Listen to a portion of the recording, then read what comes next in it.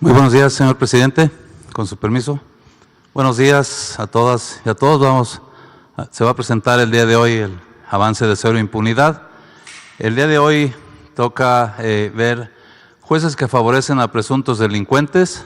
Tenemos 5 casos de jueces con denuncia penal y o queja ante el Consejo de la Judicatura Federal.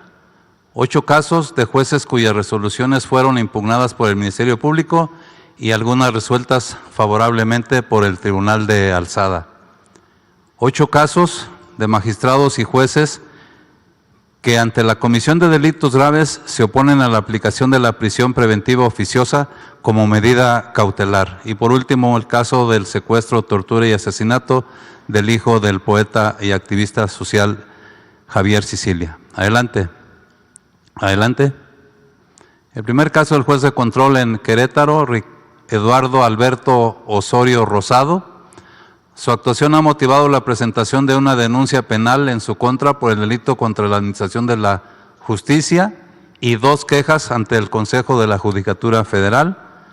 En 52 de sus resoluciones que han sido contrarias al Ministerio Público, 29 determinó no vincular a proceso penal, en 11 ordenó cambio de medida cautelar para sustituir la prisión preventiva oficiosa, en 6 calificó de ilegal la detención, en 4 declaró sentencia absolutoria y en 2 ordenó la reclasificación del delito. La mayoría de los delitos juzgados son del fuero federal, tales como posesión de armas de fuego, tráfico de personas, hidrocarburos, contra la salud y robo al autotransporte. De los 52 casos, 16 de sus resoluciones han sido revocados ya por un tribunal de alzada. Adelante. Siguiente caso, el juez de control en Coahuila, José Luis Hernández Hernández. Su actuación ha motivado la presentación de una denuncia penal y 2 quejas ante el Consejo de la Judicatura.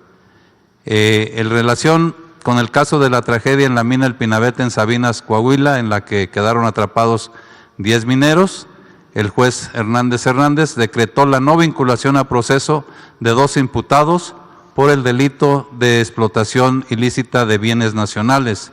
Además, el 7 de julio decretó el sobreseimiento en favor del acusado Luis N., socio de la empresa minera, quien ya se encontraba vinculado a proceso. El Ministerio Público solicitó que el juez se excusara de conocer el caso por intereses personales, situación que fue reconocida por el Tribunal de Alzada, y el 22 de agosto dicho tribunal determinó que un nuevo juzgador retomara el caso. Adelante. Siguiente es el juez de control en Guanajuato, José Jesús Rodríguez Hernández. Por su actuación se han presentado 2 quejas ante el Consejo de la Judicatura Federal. De 80 de sus resoluciones, 39 casos determinó no vincular a proceso penal, en 34 calificó de ilegal la detención y en 7 declaró sentencias absolutorias. Todos los casos están relacionados con delitos graves como acopio de armas contra la salud o delincuencia organizada. Se le han hecho señalamientos de excederse en sus competencias al modificar penas solicitadas por el Ministerio Público en procedimientos abreviados. En audiencias públicas ha emitido expresiones ofensivas contra los fiscales por no solicitar menor tiempo de castigo a los acusados. Siguiente. Es el juez de control en el Estado de México, Daniel Ramírez Peña. Su actuación dio inicio a una queja ante el Consejo de la Judicatura Federal, ya que el 29 de junio del presente año dictó sentencia absolutoria a favor del exmagistrado Isidro Abelar Gutiérrez, quien en 2011 recibió 3 depósitos por más de 12 millones de pesos, los cuales no correspondían a sus ingresos laborales. De sus resoluciones, en cuatro casos determinó no vincular a proceso penal, en 2 casos calificó de ilegal la detención y en un caso declaró sentencia absolutoria. En el 2019, el exmagistrado Abelar Gutiérrez fue señalado por el Departamento del Tesoro de los Estados Unidos de tener vínculos con el Cártel Jalisco Nueva Generación. Y el 20 de febrero de este año le fue confirmada su destitución como magistrado de la Suprema Corte de Justicia de la Nación. El juez Ramírez Peña se ha inclinado por beneficiar a los acusados al momento de imponer las penas, incluso en procedimientos abreviados, por el delito de huachicol, en el que el pasado 2 de junio pretendió que la Fiscalía redujera a 8 años la solicitud de sanción de 11 años y 4 meses de prisión que se le había ofertado al imputado. Adelante. Siguiente es el juez de control en Michoacán, Óscar Antonio Madero González. Su actuación ha motivado la presentación de una denuncia penal en su contra por dictar resoluciones contrarias a los intereses de la justicia. De 15 resoluciones, en 11 casos determinó no vincular a proceso penal, en 2 calificó de ilegal la detención y en otras 2 declaró sentencia absolutoria. Destaca el caso en el que se investigaba a un hombre por el delito de proporcionar datos o avisos falsos ante el Registro Federal de Contribuyentes, mintió al SAT. No obstante que se le presentaron las pruebas suficientes, decidió resolver a favor del imputado. Adelante. Vamos a ver los siguientes 8 casos de jueces cuyas resoluciones fueron impugnadas por el Ministerio Público y algunas fueron resueltas favorablemente por el Tribunal de Alzada. Adelante. Se trata del juez de control en Chihuahua, José Avelino Orozco Córdoba. Él ha emitido 7 resoluciones adversas a los intereses de la justicia, en 4 determinó no vincular a proceso penal y en 3 calificó de ilegal la detención. Estas resoluciones han obligado al Ministerio Público a dejar en libertad a los detenidos, aun cuando se tienen datos suficientes para una prisión justificada. Adelante. El siguiente es el juez de control en Tamaulipas, Ricardo Ignacio Rivera Pacheco. Este juez ha resuelto adversamente a los intereses de la justicia en 24 asuntos, en 20 determinó no vincular a proceso penal, en 3 calificó de ilegal la detención y en 1 sentencia absolutoria. Esta circunstancia ha beneficiado principalmente a personas vinculadas con delitos en materia de hidrocarburos. Como el caso de la audiencia de fecha 2 de marzo del presente año, que calificó de ilegal la detención de un hombre que a bordo de un autotransporte del Servicio Público Federal transportaba ilícitamente hidrocarburo. Adelante. El siguiente es el juez de control en Guanajuato, Jesús Alejandro Jiménez Álvarez. Él ha resuelto a favor de los imputados en 34 asuntos. En 15 casos determinó no vincular a proceso penal, en 14 calificó de ilegal la detención y en 5 sentencia absolutoria. Destaca el caso en favor de un hombre que se le detuvo en posesión de cartuchos para armas de fuego exclusivos del Ejército y calificó de ilegal la detención realizada por elementos de la Guardia Nacional. Adelante. Siguiente caso, el juez de control de Michoacán, Marco Antonio Torres Reyes. Él ha emitido 22 resoluciones adversas a los intereses de la justicia.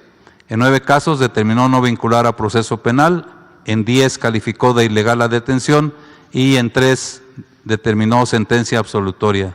Un ejemplo es que calificó de ilegal la detención de un hombre que portaba 3 armas de fuego con base en apreciaciones subjetivas y descalificando el informe policial. Adelante. Siguiente caso, el juez de control en Sonora, Enrique Hernández Miranda. Él ha emitido 13 resoluciones desfavorables a la justicia. En 9 casos determinó no vincular a proceso penal, en un caso calificó de ilegal la detención y en 3 determinó sentencia absolutoria.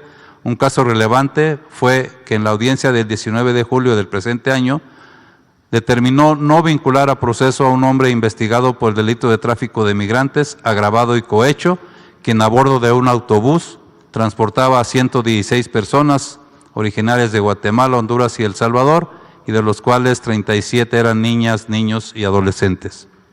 Adelante. Siguiente caso, el juez de control de Puebla, Jorge Eduardo Ramírez Telles. Él ha resuelto desfavorablemente a los intereses de la justicia en 6 casos. En 2 determinó no vincular a proceso penal, en 1 calificó de ilegal la detención y en 3 sentencia absolutoria.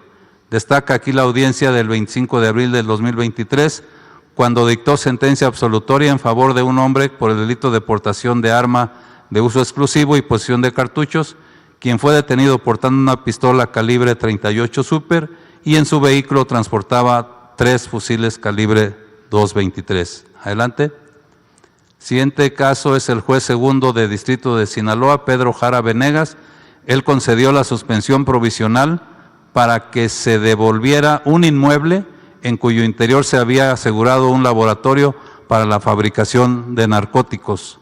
Esta determinación fue recurrida ante el tribunal colegiado, quien determinó ilegal la decisión del juez Vargas Venegas. Adelante. El juez siguiente es el juez cuarto de Distrito de Amparo en materia penal en Nayarit, Francisco René Ramírez Marcial.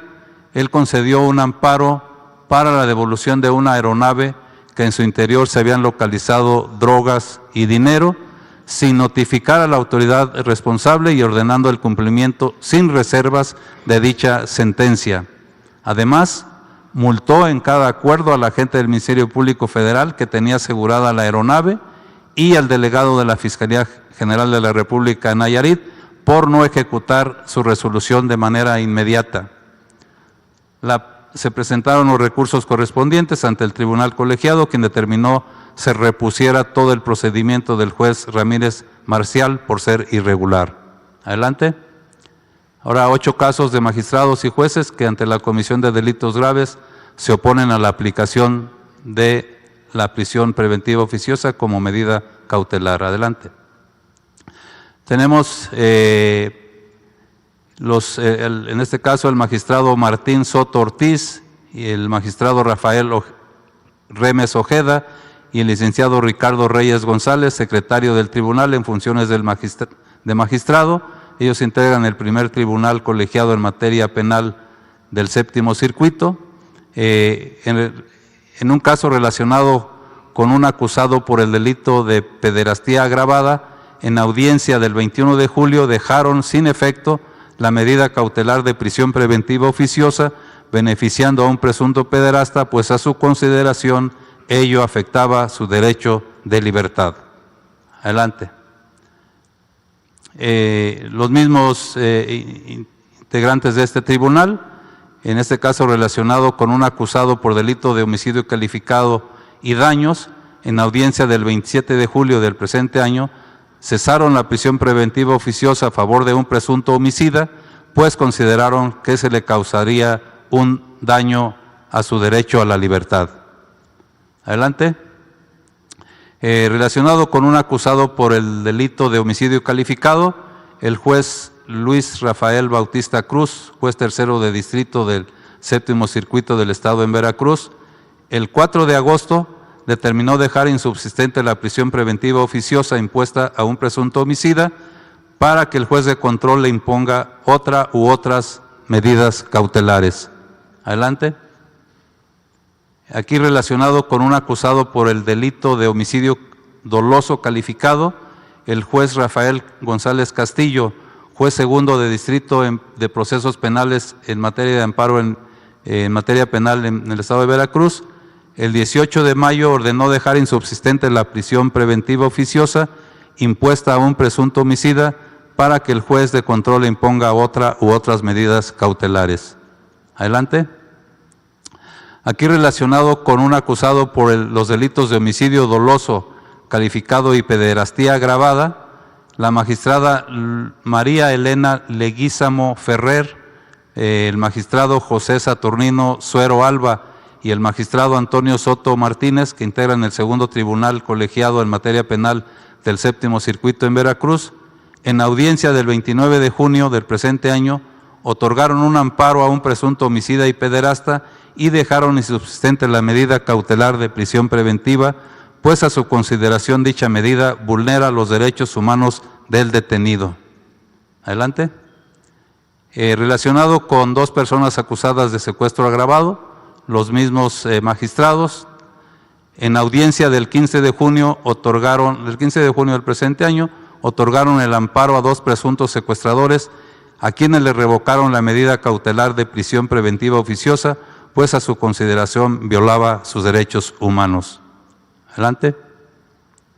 Aquí relacionado con un acusado por delito de secuestro agravado, los mismos integrantes de este segundo tribunal, en audiencia del 30 de marzo del presente año, otorgaron el amparo a un presunto secuestrador, cesando la prisión preventiva oficiosa, ordenando la imposición de otra u otras medidas cautelares. Adelante. Relacionado con 2 personas acusadas de secuestro, los mismos integrantes de este segundo tribunal colegiado, en audiencia del 31 de mayo del presente año, concedieron el amparo a 2 presuntos secuestradores para revocarles la medida cautelar de prisión preventiva oficiosa, pues a su consideración era contraria a los tratados internacionales. Adelante. Vemos el caso del secuestro, tortura y asesinato del hijo del poeta y activista Javier Sicilia. Adelante. Se trata en este caso del juez segundo de Distrito de Procesos Penales Federales en el estado de Tamaulipas, Ernesto Vladimir Tavera Villegas. El 18 de agosto del presente año, el órgano administrativo desconcentrado de Prevención y Readaptación Social recibió la resolución del juez Tavera Villegas, donde hace del conocimiento la sentencia absolutoria a favor de 6 presuntos secuestradores y homicidas de Juan Francisco, hijo del poeta y activista Javier Sicilia. El juez ordenó su inmediata libertad respecto del delito de privación ilegal de la libertad en su modalidad de secuestro. Los hechos ocurrieron el 28 de marzo del 2011, cuando las víctimas, entre ellas el hijo del poeta, asistieron a un antro, Bar Obsession en Temixco, Morelos, y en ese lugar el gerente solicitó a Julio César, uno de los detenidos por el crimen, que los levantara y ejecutara a cambio de 300,000 pesos. Las personas liberadas trabajaban como meseros en ese bar. Otros 6 implicados por estos hechos ya fueron sentenciados a prisión con penas que van entre 10 y 60 años. ¿Sería cuánto, señor presidente? Me permito ceder el micrófono al licenciado Arturo Medina, fiscal federal de la